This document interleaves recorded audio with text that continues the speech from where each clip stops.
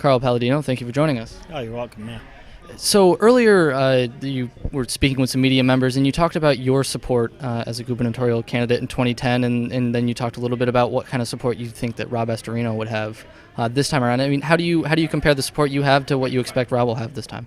I think Rob will have the support because we've vetted out now the rhinos. We know who they are. We've the few that we haven't got rid of yet already are sort of in the background. There's a couple here tonight, but they still don't know that they've become irrelevant. The rhinos have already joined Andrew Cuomo, Mondello, Casamides, Skelos. Okay, they're already in his pocket. So with that, we'll take care of the rest of them after the election. The important thing right now is beating the tyrant, Cuomo. Yeah. You had plenty of Western New York's support in your bid. What kind of support do you think Rob will have in Western New York? Oh, I think by the time I get done vetting him around, he's going to have plenty of support, not only in Western New York, but Central New York and the North Country, too. Yeah. What do you think are going to be the decisive issues in this race that Republicans can pick up on and should pick up on? I think Andrew Cuomo gave us the decisive issue on a platter, and that was the SAFE Act. That was a big, big mistake. And even more of an onerous consideration is SAFE Act 2, which, as you probably can comprehend at this point, Andrew, as soon as he gets elected, if he did get elected again, is going hard left, okay?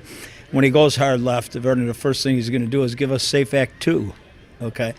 And we can get a good idea what SAFE Act 2 looks like if we look at the original proposal for SAFE Act 1.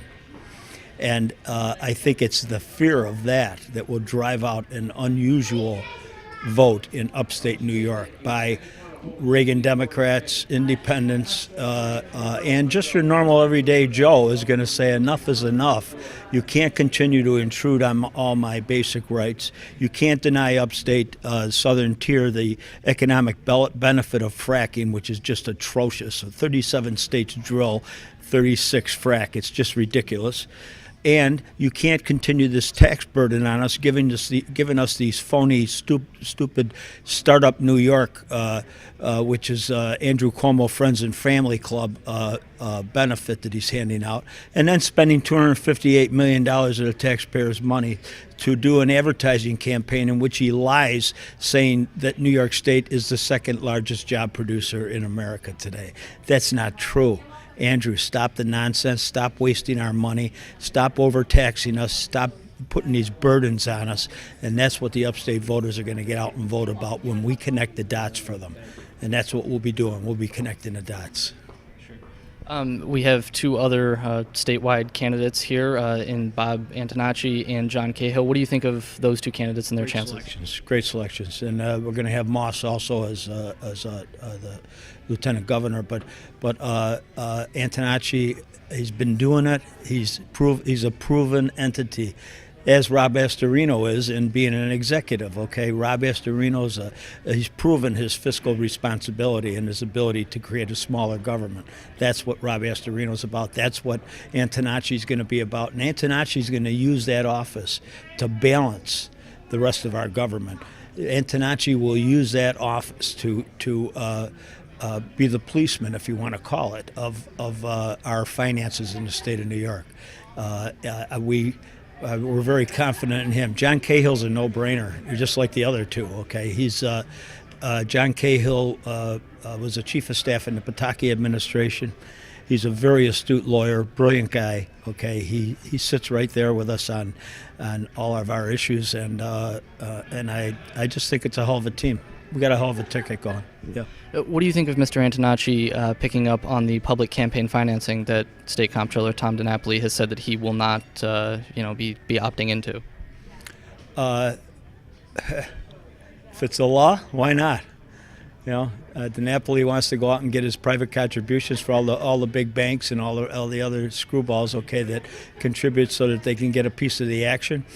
And by the way, he's also Sheldon Silver's little boy, all right, in state government, and does Sheldon Silver's will on that basis, he gave a couple $100 million to a couple Western New York guys, okay, who are Sheldon Silver's little playboys out in Western New York.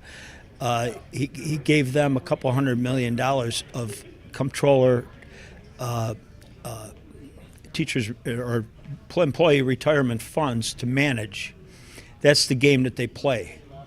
And by giving that stuff out in a political sense rather than to competent people, they're taking care of their friends and family. Yeah. In turning to the state legislature, do you still support Senate Co-Majority Leader Dean Skelos and Assembly Minority? Do you support them being removed from their position? We'll do that at the right time. Yeah. And believe me, I don't quit. Yeah. And the the Buffalo Bills are up for sale right now. They're obviously a big thing in Western New York, culturally, especially. Where do you fall on that? Who do you think should get it? And I know that you've come out and you've said that you think that Governor Cuomo is trying to push it toward. He was with Milstein, and then he realized that in a political year he can't have that albatross around his neck, so Milstein backed off. Milstein had it all set up where he wanted to build a stadium in Niagara Falls and buy the Bills, and he was going to make a bundle of money and share it with his buddy Cuomo. But when we raised the specter of that, when we showed the linkage between Cuomo and Milstein, and the fact that Cuomo had hired this New York law firm and to do represent the state in the matter, it became very obvious that what was going on. So on that basis, Cuomo's handlers didn't want to tackle that issue in an election year. So that's why Milstein backed out. And by the way, Milstein had been thrown out of consideration of a major league team in the past too by the NFL. So, yeah. And it's obviously very culturally important to Western New Yorkers, but how important is it in terms of an economic standpoint? For economic-wise, okay, it's huge. It's huge. It's drawing Canadians. It's drawing people from Rochester, Erie, all over Western Pennsylvania and New York. It brings huge sales tax dollars. It's the reuse of the money, whatever that term is that they use for it, is huge. The Buffalo Bills are very important to Buffalo, New York. Yeah. Carl Paladino, thank you for joining us. Great. Thank you.